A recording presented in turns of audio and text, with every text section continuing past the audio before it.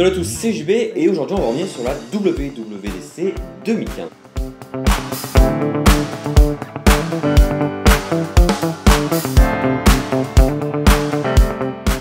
Alors voilà, la conférence vient de se terminer, les 4 annonces qui étaient pressenties ont été pressenties et ont été annoncées.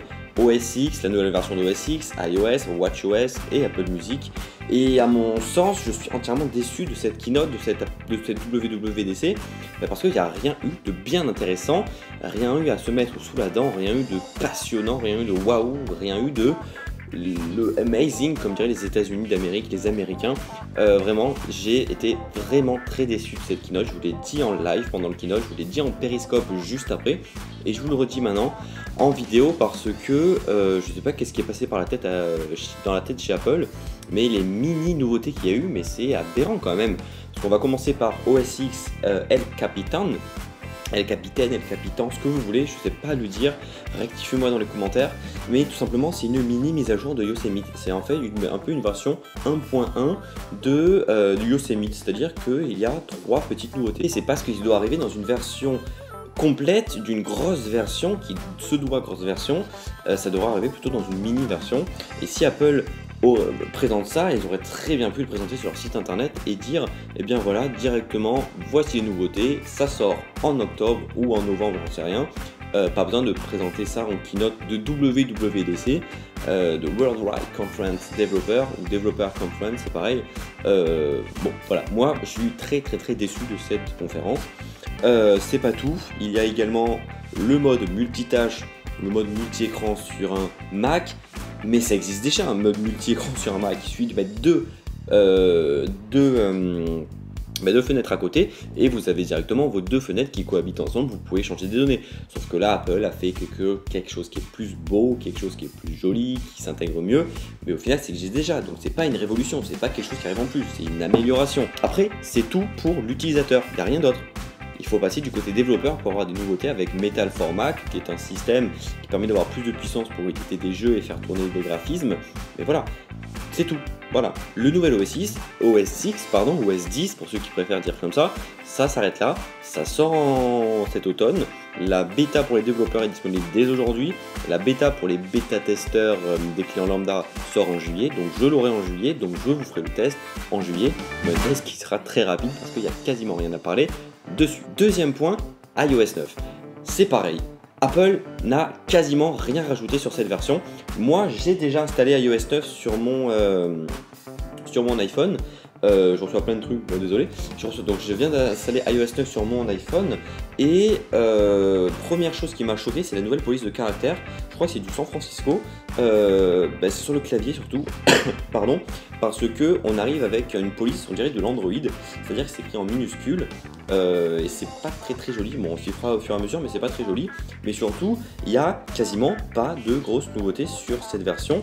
Mis à part sur Safari, des possibilités par exemple de partager dans les notes avec des nouveaux onglets, des intégrations poussées dans les notes, mais ensuite sur Spotlight, des recherches améliorées et surtout un gros investissement dans Siri, l'assistant vocal d'Apple, qui permet maintenant de faire beaucoup plus de choses, une intégration beaucoup plus poussée dans le système d'exploitation d'Apple.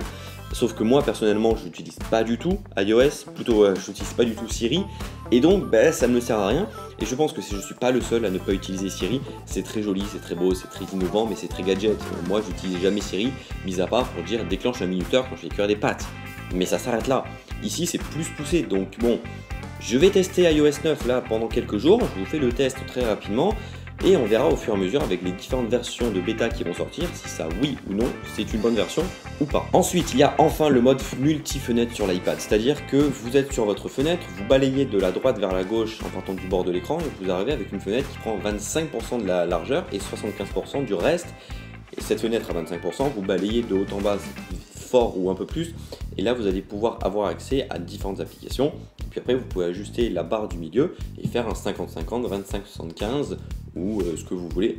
Ça c'est la vraie révolution sur iOS 9, cette apparition de ça, c'est-à-dire du mode multi-fenêtre sur l'iPad. Et c'est tout, c'est-à-dire que iOS 9 se résume à ça. Il n'y a pas les interactions qu'il y a sur l'Apple Watch, il n'y a pas les complications, il n'y a pas les modes économie d'énergie qui viennent de l'Apple Watch. Moi j'attendais tout ça sur la iOS 9, mais non, Apple n'a rien fait de tout ça. J'espère grandement que quand iOS 9 va être représenté en septembre, Apple va amener tout ça, parce qu'en même temps il va y avoir les nouveaux iPhones qui vont sortir, donc il y auront des nouvelles technologies, Force Touch et j'en passe. Donc peut-être qu'Apple attend de présenter les nouveaux iPhones pour présenter ce type de technologie, ce type de nouveauté. Et j'espère grandement qu'elles vont arriver, parce qu'aujourd'hui iOS 9 se limite à rien. C'est très dommage. iOS 9, ça sort en octobre, ça sort plutôt en septembre, cet automne. La bêta développeur est disponible aujourd'hui. Il n'y a pas de bêta testeur pour l'instant d'annoncer par Apple, mais vous pouvez, grâce à Jojol, Jojol67, youtubeur français, je pense que vous connaissez, tester gratuitement. Il suffit de lui envoyer un message et il vous fait gagner gratuitement des liens de téléchargement d'iOS 9. Donc voilà, vous pouvez, c'est grâce à lui que j'ai iOS 9, que je vais vous faire le test. Donc voilà, si vous voulez tester avant tout le monde, n'hésitez pas, c'est possible grâce à Jojol. Ensuite, WatchOS 2. WatchOS, c'est la version de l'Apple Watch qui est ici avec son bracelet en plastique. Là, c'est vraiment ce que j'attendais le plus dans cette keynote. Mais c'est ce qui m'a, à mon avis, le plus déçu, parce que tout ce qui a été annoncé, on le savait déjà en fait. Parce que je suis sur le site d'Apple là pour m'aider. Les deux plus grosses nouveautés qu'il y a, ce sont les cadrans, les nouveaux cadrans. Et les deux nouveaux cadrans qu'il y a, si on se rappelle bien, Apple les avait présentés en septembre 2014. Ce qui veut dire qu'Apple s'est dit, on va les présenter en septembre 2014, on va en catimini les enlever et les remettre en WatchOS 2 pour dire ceci est une révolution, on a deux nouveaux cadrans, timelapse et photo. Comme ça, vous avez deux nouveaux cadrans et vous serez content. Mais non, au final, parce que ça, on les connaît déjà. Moi, j'attendais des nouveaux cadrans vraiment très beaux, très innovants et autres. Pas du tout. Ensuite, on a la nouvelle possibilité de mettre plus de 12 amis sur le petit bouton en bas à droite. Moi j'attendais avec ce nouveau petit bouton de lancer une application en raccourci et autres. Que nenni, rien du tout. Apple ne s'est pas mouillé. J'ai l'impression que cette version de WatchOS 2 aurait dû sortir directement avec WatchOS 1 quand l'Apple Watch est sortie il y a 6 semaines de cela maintenant, le 24 avril dernier, même si c'était de vous à moi une non-sortie de l'Apple Watch. Ensuite, il y a des complications un peu plus personnalisées, mais encore une fois, il faut avoir l'application à côté sur l'iPhone, et Apple l'a dit que les applications sont de plus en plus natives, sauf qu'il faut quand même avoir l'application sur l'iPhone, même si elle se charge sans l'iPhone, c'est très dommage. Autre nouveauté, la possibilité, en tournant la molette quand vous êtes sur votre écran de cadran, de voir si vous avez des événements qui vont arriver dans la journée. C'est quelque chose d'assez inutile. Pourquoi ? Parce que, personnellement, quand j'ai un rendez-vous le lendemain, je le regarde la veille, je ne vais pas regarder le jour même, me dire « Tiens, cet après-midi à 15h, je vais être à Paris pour un rendez-vous. » Je sais pas. C'est quelque chose qu'Apple a créé, a lancé, a innové, mais moi je vois pas trop l'intérêt de ça. C'est plus un gadget qu'une réelle utilité, ça peut servir à certains, mais personnellement ça ne me servira pas. Il y a une chose que j'aime bien sur cette nouvelle version de WatchOS, c'est la possibilité de le faire en mode table de nuit.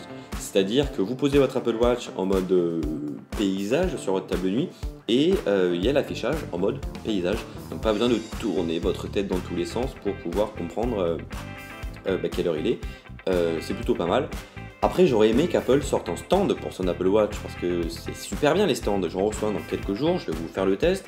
Mais Apple aurait eu le talent de faire un beau stand, le proposer très cher, ça on le sait.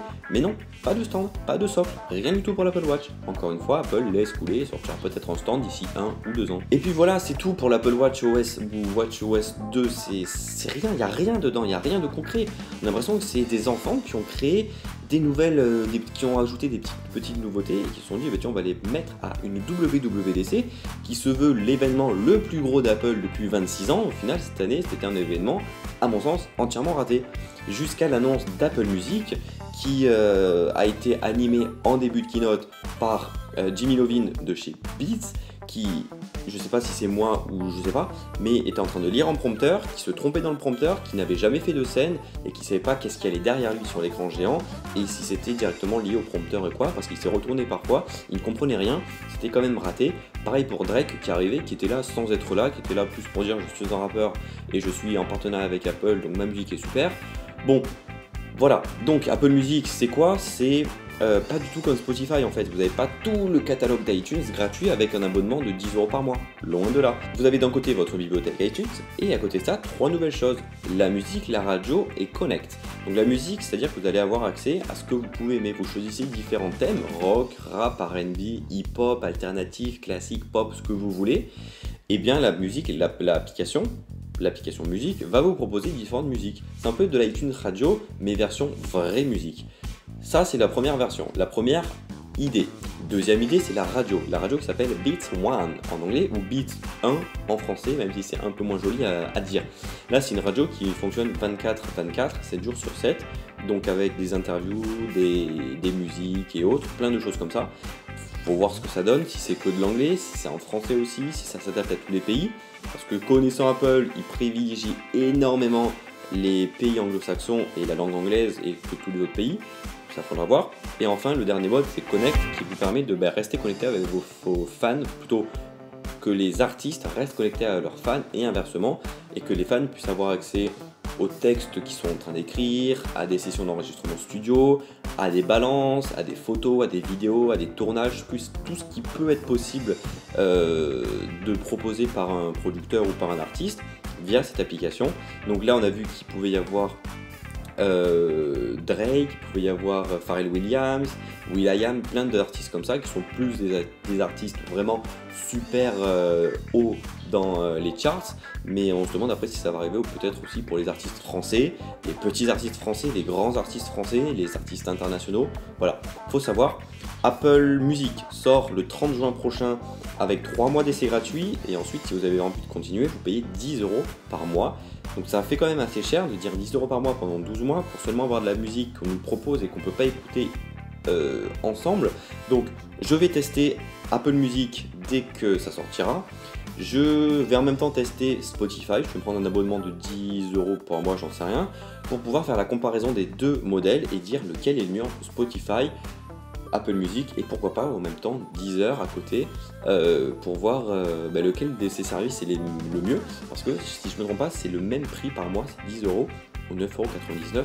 Donc voilà, donc me concernant je suis déçu de cette keynote, j'attendais beaucoup plus. J'espère que Apple va se changer rapidement parce que depuis quelques semaines, quelques mois, Apple me déçoit de plus en plus. Depuis que j'ai fait ma vidéo Apple change, Apple ne m'a toujours pas redonné envie de réacheter leurs produits et d'encore plus dire du bien d'eux. Si vous regardez bien, depuis très longtemps, ça fait quand même assez longtemps que j'ai pas dit du bien d'Apple dans une vidéo de A à Z. Dans le test de l'Apple Watch, dans le test du MacBook, je n'ai pas dit du bien d'Apple comme j'en disais avant. Parce que ça change, parce que ça me plaît pas, parce que c'est pas ce que je souhaitais, c'est pas ce que les clients veulent. Et c'est quand même assez dommage. Et pareil pour ces logiciels, ces nouveaux logiciels qui sortent, qui auraient dû être super bons et qui apportent 3 nouveautés pour le client, pour l'utilisateur, c'est pas tip top quand même. Donc j'ai iOS 9 chez moi, je vais tester ça très rapidement, je vous mets ça en ligne très rapidement sur la chaîne YouTube.